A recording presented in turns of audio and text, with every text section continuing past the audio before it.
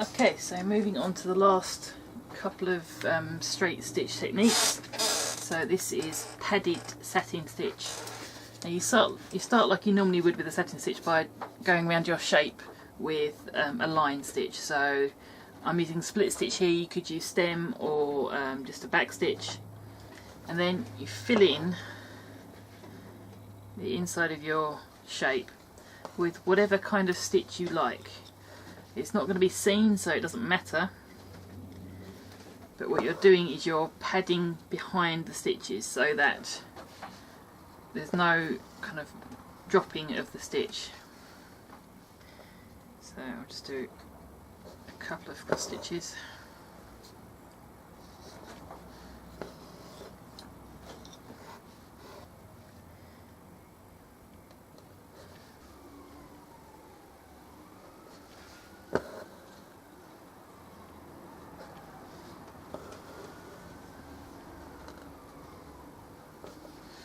Again, this works better with a silk thread, because that's likely to settle in and sit neater.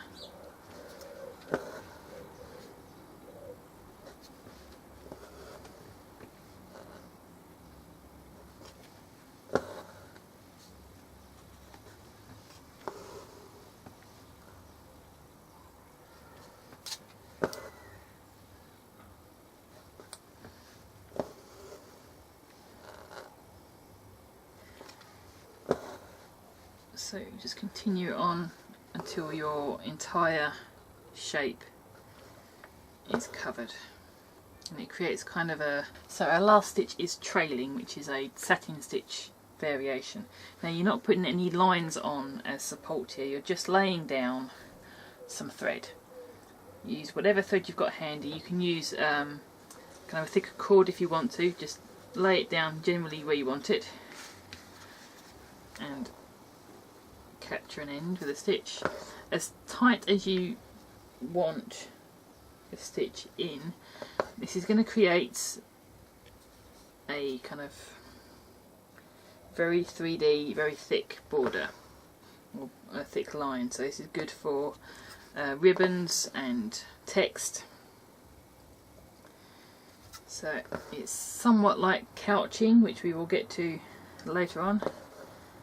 So you can keep the same density of thread here as you go along, or you can trail it down. So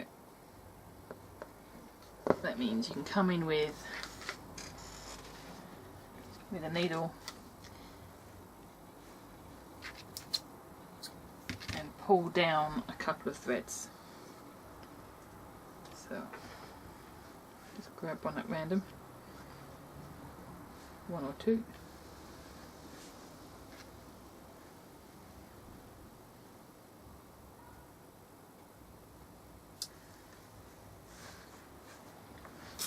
Can't do that with fast run.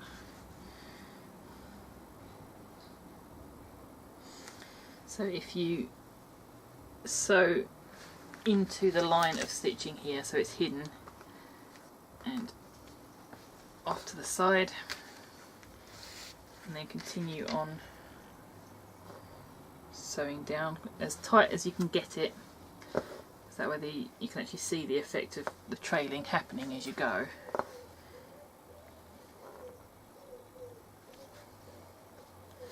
So this way you can gradually reduce the size of your central cord,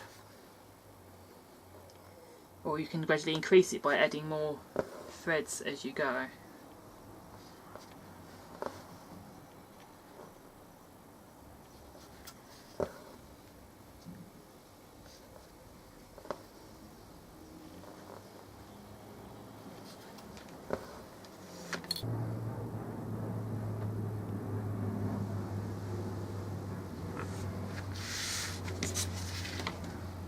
So you just go in at the base here and out of the way.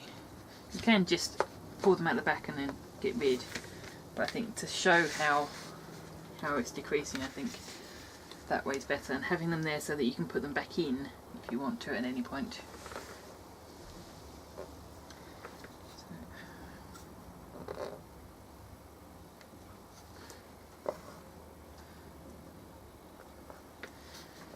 continue down, stitching as tight to the cord as possible.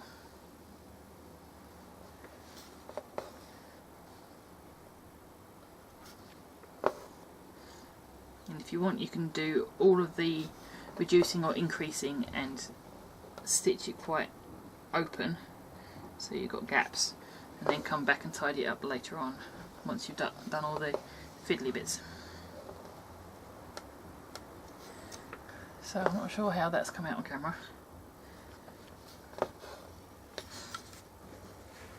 You can see the difference in the thickness of the cord here as it's decreased down to just 2 strings.